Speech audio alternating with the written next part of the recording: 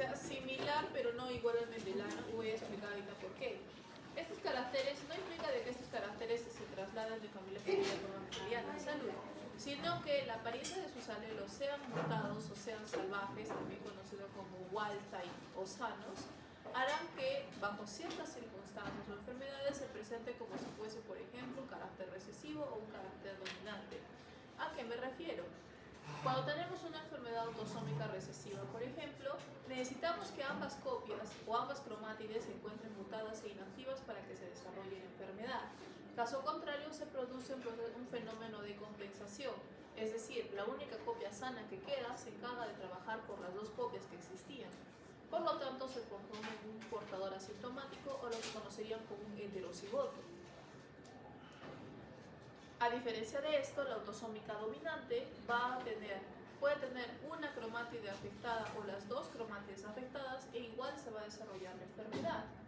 Por lo tanto, los heterocigotos también son afectados, se comportan como un carácter dominante. Sin que necesariamente sea dominante, pero se denomina así para que pueda ser más fácil de entender. Igual con las enfermedades ligadas al cromosoma X, que también pueden ser recesivas o dominantes, dependiendo de cómo afecten a sus generaciones. Y aparte de eso, tenemos que agregar un carácter adicional, que son los cromosomas X, que como sabrán, en el varón son hemicigotos, es decir, solo tienen una copia, así que estos son recesivos sin que nadie se los pregunte, ¿ok? Solo tienen una copia. Mientras que en el caso de la mujer, la tendencia va a ser siempre a tener fenotipos más leves, dado que es una enfermedad, o mejor dicho, dado que en este caso la inactivación del cromosoma X hace que haya mosaicismo dentro de las células y por lo tanto no todas me desarrollen o contribuyan al desarrollo de la enfermedad. Independientemente de ello, las enfermedades monogénicas son ampliamente repartidas, tenemos más de 200 registradas, pero de poca y de pobre incidencia. Es decir, suelen afectar a 1 de cada 4.000, 6.000 personas, lo que corresponde a 7% de los niños recién nacidos a nivel mundial, y solamente un 1% en adultos, en donde este 1% va a estar repartido entre aquellos adultos que han sobrevivido a la enfermedad cuando eran chiquillos, que es una poca cantidad dependiendo de la severidad de la misma, y aquellos adultos que han desarrollado la enfermedad no por herencia familiar, sino por una mutación de novo. Recordar que el de novo es la carta comodín de todas estas enfermedades. La enfermedad se basa en una mutación genética que puede ser heredada de forma familiar, pero si la persona desarrolla esa mutación igual por factores ambientales, sigue siendo la misma enfermedad, solo que no existe un background familiar. Es una enfermedad de novo. Lógicamente, una mutación de este calibre no es común encontrar en la naturaleza, por lo que la incidencia es muy baja, pero no imposible. Estos sí conocen que son los árboles de parentesco, así que vamos a retomar un poquito lo que hicimos en práctica. ¿Cuántas mujeres afectadas hay en esta imagen? Bien, ¿cuántos hombres afectados hay? ¿Cuál es el tipo de herencia?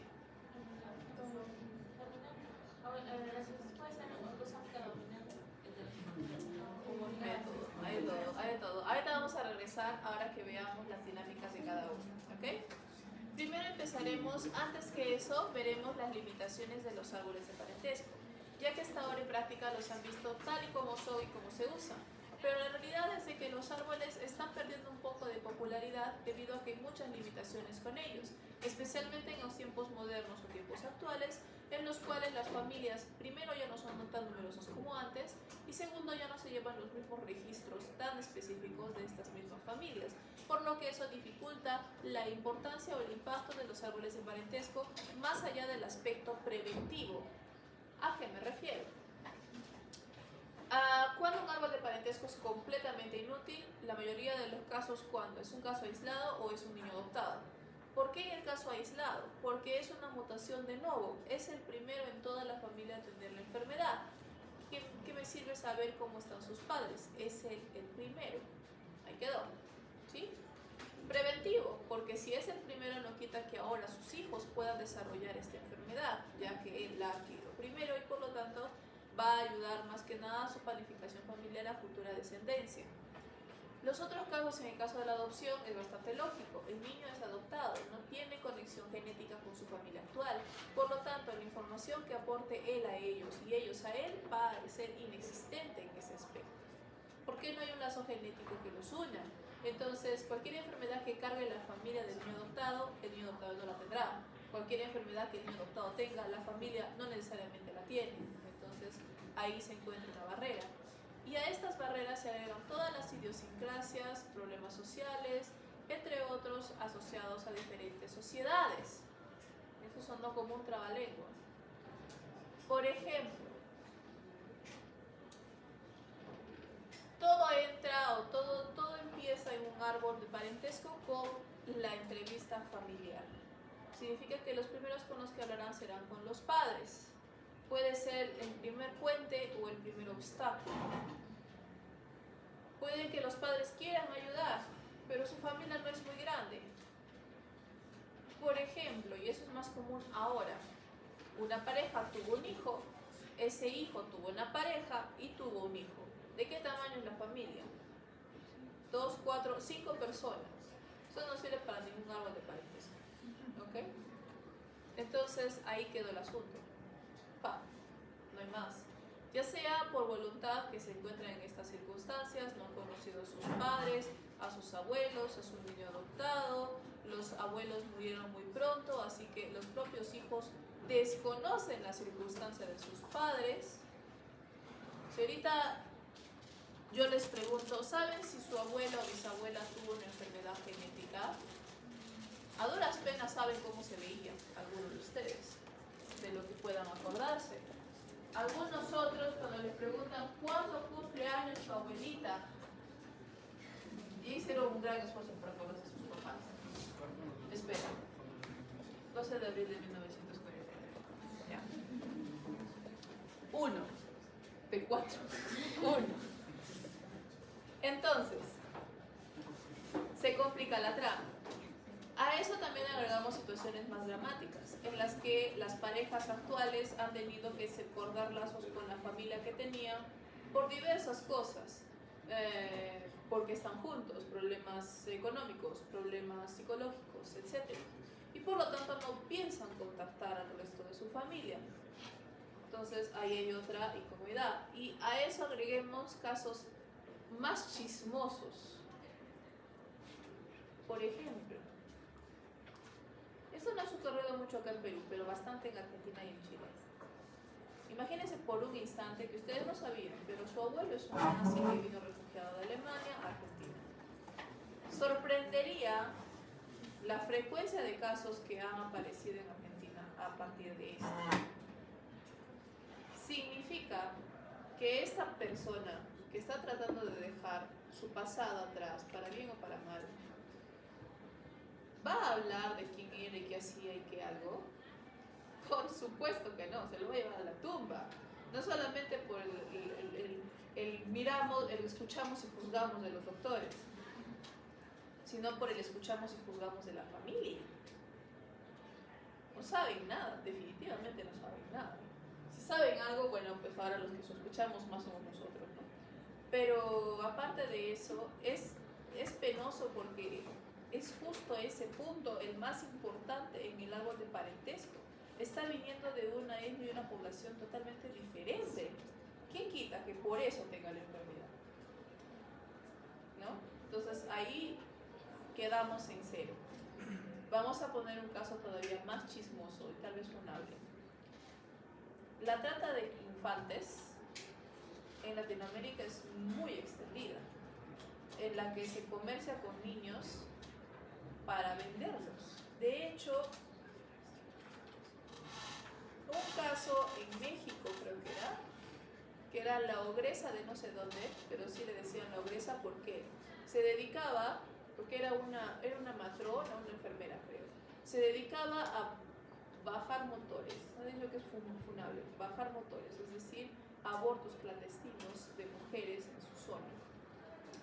Si no eran abortos clandestinos, se encargaba de partos clandestinos, que también era bastante común. Y después del parto le proponía a la señora o señorita que ella, o sea, la comadrona, se quedara con el bebé y ella se encargara de adoptarlo con una familia. familia. Y la chica, que bajo las circunstancias no quería saber nada más del chivo, le decía ya. Y no se preocupaba más. ¿Y qué hacía esta señora? Los vendía a otras familias por buena cantidad de dinero. Y cuando no los vendía a tiempo, es decir, cuando alcanzaba cierta mayoría de edad, los mataba para no quedarse con la carga de criar.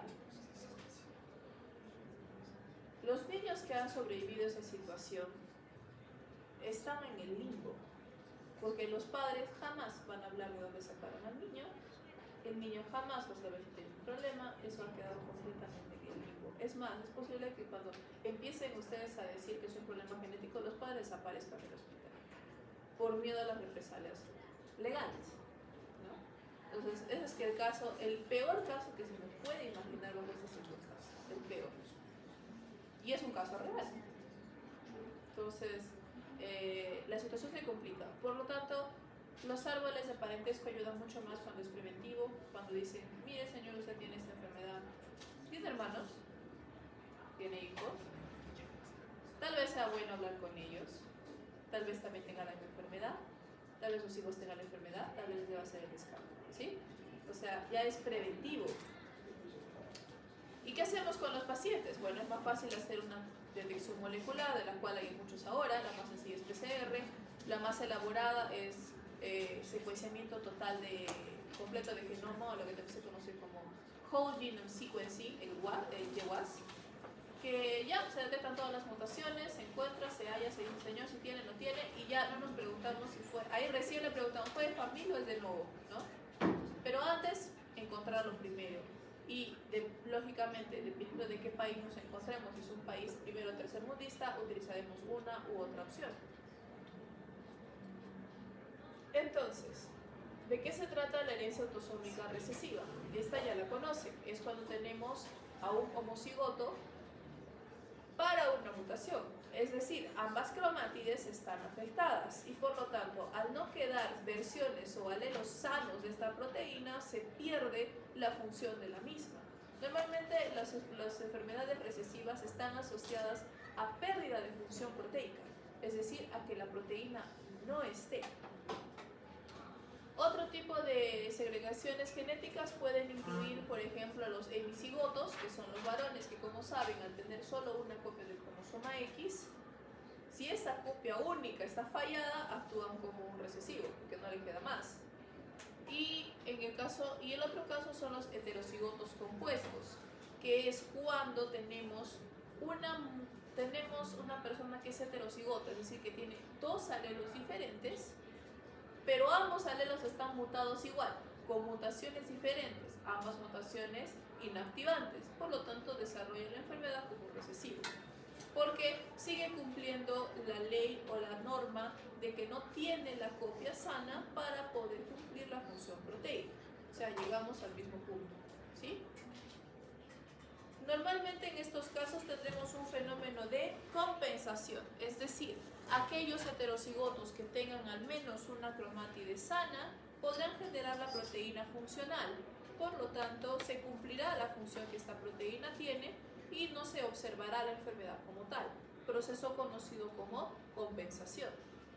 Normalmente estas personas serán portadores asintomáticos, que llevan la mutación pero que no desarrollan la enfermedad.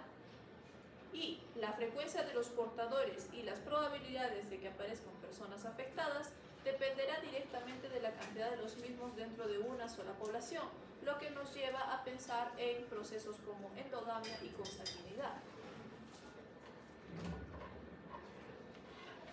Los diversos mecanismos asociados a este proceso, para ponerlo de ejemplo, se encuentran aquí. Digamos que introducimos en una población una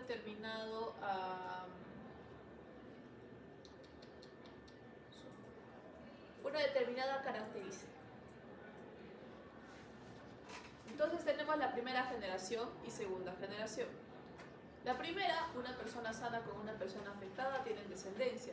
Todos los hijos saldrán, por lo tanto, heterocigotos, portadores asintomáticos, que son los que observamos aquí abajo.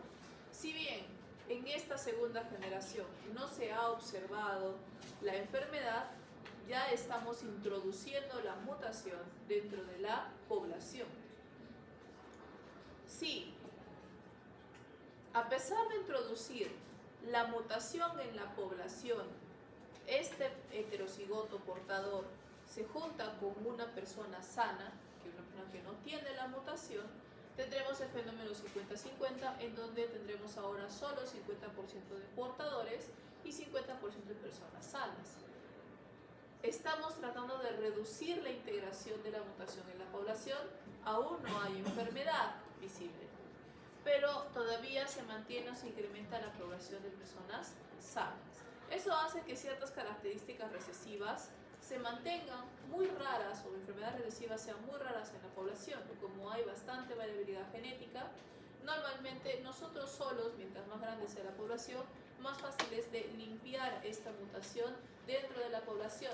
En vez de reintegrarla, reinsertarla y conservarla, la desaparecemos a través de la variación genética. Lo opuesto sucede cuando tenemos ahora a dos personas portadoras que tienen descendencia y entramos en la característica clásica de 50% de portadores, una persona afectada y una persona sana. Lo que estamos haciendo es dejar de reintroducir personas sanas, conservar la población de portadores y aparte empezar a introducir a personas afectadas, tercera generación. Si esta tercera generación, por ejemplo, un afectado vuelve a juntarse con un sano, seguimos conservando la mutación, pero todavía no hay muchas personas afectadas. Caso contrario, si tenemos a una persona afectada con una persona portadora, nuevamente aludiendo a una endogamia, porque es más probable que estas dos personas se encuentren dentro de un grupo muy cerrado de gente, vamos a tener un 50% de portadores asintomáticos y ahora un 50% de personas afectadas. Estamos introduciendo con mayor frecuencia la enfermedad mientras que conservamos la cantidad de portadores, ¿sí? En lugar de desaparecer la mutación, estamos arraigando en la población.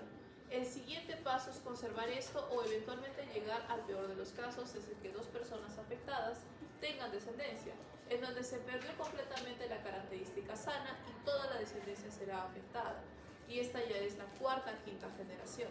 Es por eso que la introducción de mutaciones recesivas, especialmente en personas que no compiten en endogamia, demora, pero una vez que se ha arraigado es difícil de eliminar, a no ser que regresemos otra vez a estos dos puntos, ¿sí? Reintroduciendo personas sanas externas. Muchos ejemplos de estos han habido. Por ejemplo, en el caso de los Habsburgo había una característica denominada el mentón Habsburgo, que literalmente era un mentón prominente, muy prominente. ¿Ustedes se acuerdan de Robert Pattinson? El triple de quijada, más prominente, ¿ok? Una quijada tan grande que puede unir el titanio. Prominente. Esta era una malformación genética recesiva. Es decir, afectó a toda la dinastía de los Habsburgo, reyes de Europa dentro del siglo XVI-XVII, a su descendencia. Y normalmente iba acompañada con problemas neurológicos, así que esas personas nacían o esquizofrénicas o psicóticas u otro tipo de problema mental. Fue difícil de separar porque los Habsburgo estaban repartidos en casi toda Europa. Estaban en España, estaban en Inglaterra, estaban en Alemania, estaban en Países Bajos, estaban en todas partes, ¿sí? Entonces llegó un punto que por alianzas estratégicas políticas se casaban entre sí, que se redujo la zona poblacional, se introdujo, se arraigó en la característica mutacional y todos la tenemos. ¿Sí? Entonces, ahí hay un pequeño detalle al respecto. Caso contrario sería la pérdida de la característica. Los egipcios también se caracterizaban mucho por tener altos niveles de endogamia, pero de cuando en cuando reintroducían gobernantes externos o de otros imperios para establecer relaciones políticas estratégicas. En el caso de Cleopatra, ella era ya tercera descendiente de la dinastía Ptolomea, que había tenido matrimonios con dinastías o con imperios del Mediterráneo, zona externa, zona Grecia, zona Roma, y por lo tanto la apariencia de Cleopatra era más romana que egipcia. Y también eso evitaba de que tuviera características o enfermedades genéticas asociadas comúnmente a la población egipcia real, ¿no? Entonces, a eso se refiere con la endogamia. Ahora pasamos a la autosómica dominante. A diferencia del anterior, en esta basta con que tengamos una copia del gen mutado para que se desarrolle la enfermedad. Normalmente estas enfermedades dominantes están caracterizadas a genes que adquieren una función o exacerban una función.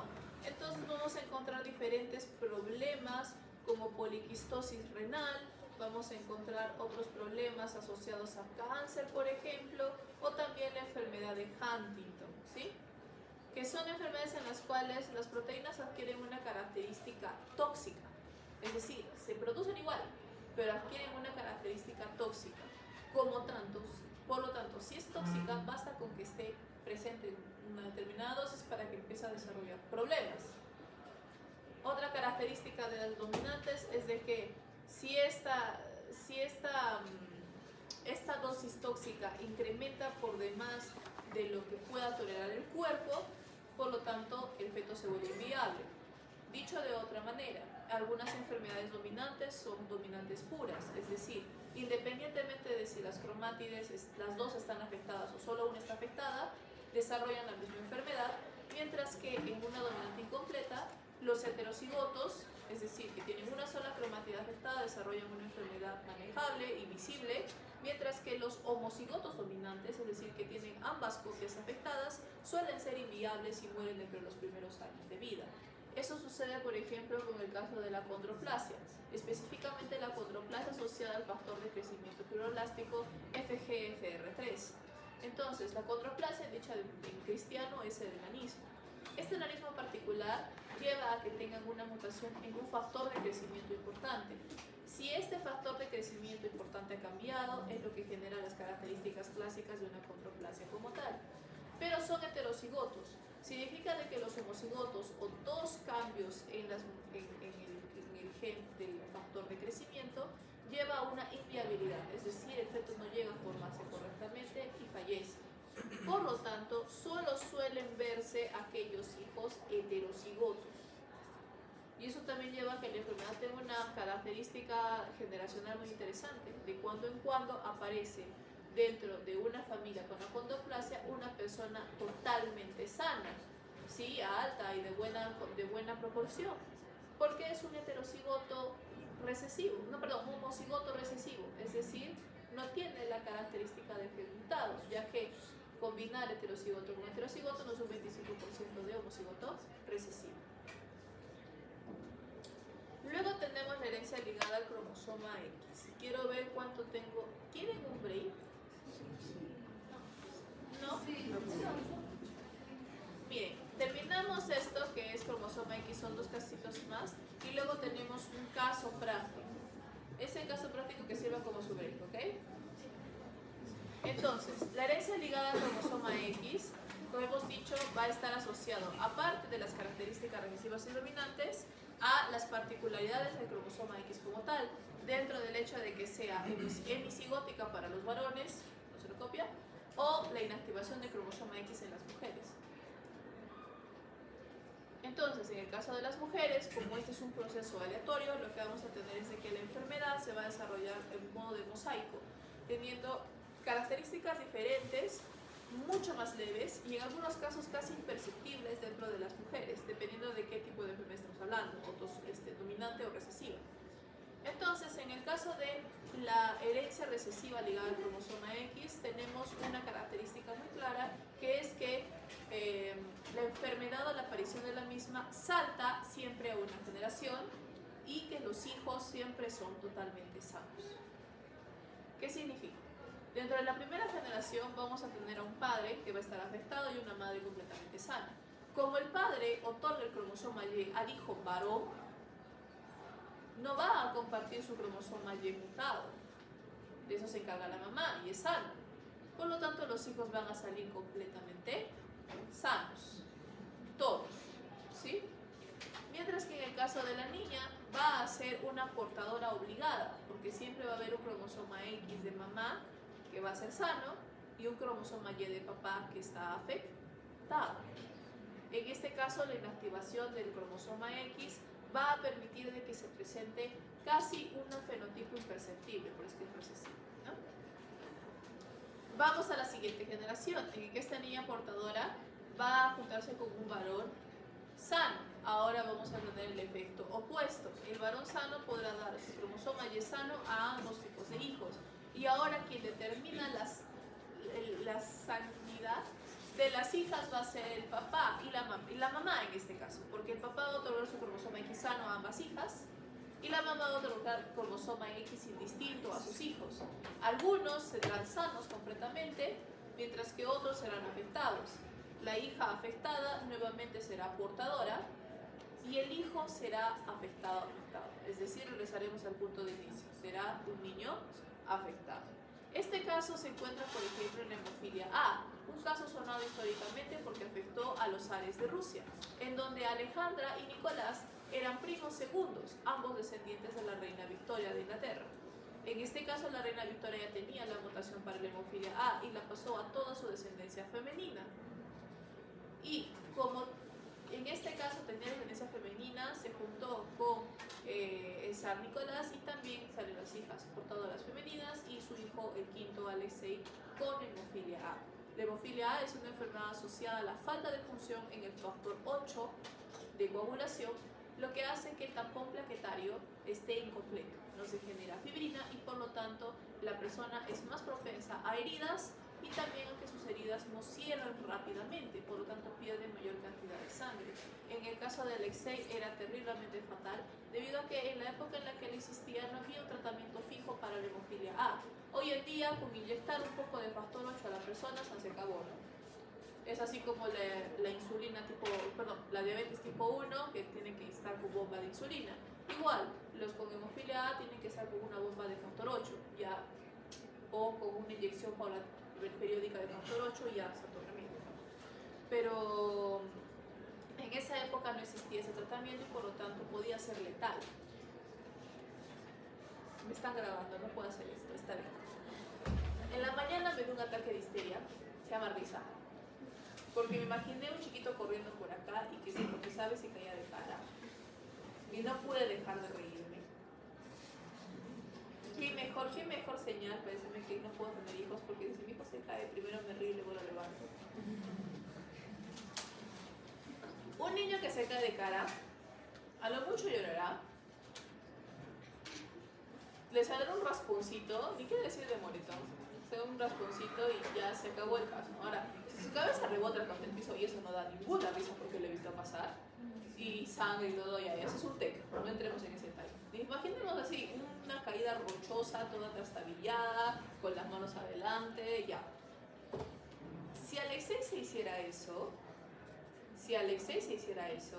sería heridas tan grandes en las rodillas que podría introducirse sangre en líquido sinovial. Sería heridas tan grandes en el torso que podría tener un hemotórax o una hemorragia interna. Algo tan tonto como una caída podía ser fatal para Alexei. Entonces, esa es la gran diferencia entre un caso y el otro, ¿no? Bien. Y finalmente tenemos la herencia dominante ligada al cromosoma X, en la que, como hemos dicho, no suele ser un problema de activación de genes. En este caso vamos a tener igual, papá afectado, que a la primera generación o a la segunda generación la niña va a ser portadora y afectada. En este caso la inactivación del cromosoma X va a ayudar a una presentación más leve de la enfermedad, pero como el gen normalmente es activante, las señales, aunque mosaico, las señales de la enfermedad van a ser mucho más notorias que en el caso recesivo como la hemofilia. ¿Sí? Entonces, por ejemplo, en el síndrome de Rett, vamos a tener que solo va a afectar casi exclusivamente a mujeres, no porque solo sean afectadas las mujeres, sino porque los niños varones que solo tienen una copia y la copia afectada son inviables, o mueren mueren a temprana edad, que son estos casos, una niña afectada o tener descendencia, y ahora su cromosoma X afectado le puede pasar a 50% de la descendencia que ella tiene, tanto a hijas como hijos. Las hijas son las que van a sobrevivir y los hijos van a morir dentro del primer año de vida, porque van a tener un desarrollo no normal. ¿Ok? Muy bien. Entonces, claro, es la letalidad masculina. Perfecto. Ahora, finalmente, habíamos dicho qué tipo de herencia se presenta. Acá tenemos, no podemos tener una cromosómica ligada a cromosoma X, porque si fuese dominante, acá habría algún pequeño problema. Nosotros no tendríamos hijos que sobrevivan en esta zona de acá. Acá, por ejemplo, ella no tendría un hijo que sobreviva. Este estaría muerto si fuera dominante cromosoma X. Y si fuera no dominante sería recesivo. Acá sería incluso más difícil, ¿sí? Especialmente saltaría una generación. Es decir, aquí él no podría tener esto. No puede tener una generación. Acabamos de decir de que va a ser sano, ¿sí? Tampoco, tachadas las dos. No puede ser recesiva, porque en el recesivo, cuando tenemos a dos padres afectados, todos los hijos están afectados y acá tenemos a los hijos sanos. Así que solo nos queda una opción, autosómica dominante. Y estos de acá son heterocigotos para que puedan tener hijos sanos. ¿Sí? Bien. Aquí está nuestro casito.